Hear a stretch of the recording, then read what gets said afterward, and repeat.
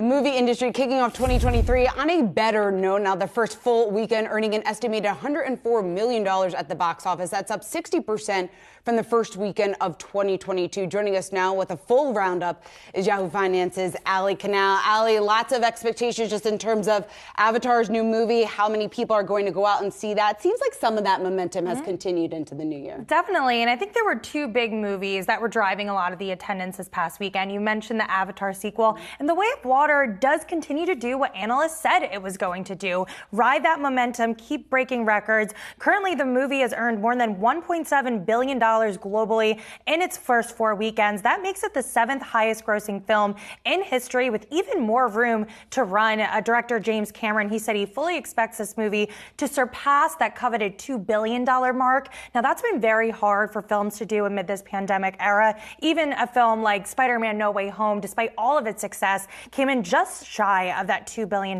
number. But the expectation is that Avatar will surpass that. And that's great news for James Cameron, because that is the break-even number that this film had to nab in order to make some money. So I think we can expect more sequels of this franchise in the future. And then I also want to call out M3GAN. This film surprised me. And I was talking to our producer, Cheyenne, about this. She went to go see it. She absolutely loved it. The reviews have been amazing. Off the charts, near perfect critic score on Rotten Tomatoes. A lot of activity on TikTok because of this. And if we take a look at the numbers here, 30.2 million domestically, bringing a global total to 45 million. And the expectation was that in the domestic markets, it would secure just 17 to 20 million. So it nearly doubled that. And it's just interesting to see the momentum of the horror genre. We saw Paramount's Smile perform really well. I think this is something that we could see continue into 2023, especially since we do have some pretty prominent horror films coming to the box office this year, like Scream 6,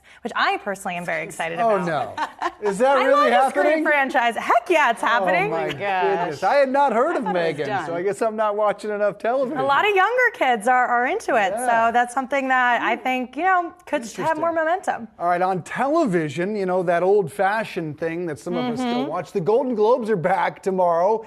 Is it still relevant? Does it still matter? You're asking the question that I think a lot of Hollywood is asking right now. And NBC is asking this as well, because they only signed a 1-year contract with the Hollywood Foreign Press Association, otherwise known as the HFPA, following that intense scandal in 2021. But ratings have just been on a downward trajectory. In February 2021, this was the last time that we got a live telecast of the Globes. Ratings hit a 13-year low of 6.9 million viewers. And if we compare that to pre-pandemic times, January 2020, ratings came in at 18.3 million. So a very steep fall from grace there. And I think a large part of that had to do with that controversy, the LA Times publishing a scathing expose against the HFPA, detailing allegations of self-dealing, bullying, racism within the organization. And that really convinced a lot of A-listers to pull back, studios to pull back. Since then, the HFPA has enacted some sweeping reforms, such as a new board of directors, diversity and inclusion programs.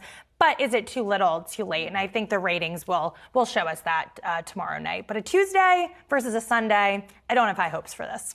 Largely speaking, it just feels like we're in a post-award ceremony era. Totally. It's very different from years past. Yeah, just people don't care as much. But 6 million viewers ain't bad in this era, live viewers. Allie Canal, thank you. Good stuff.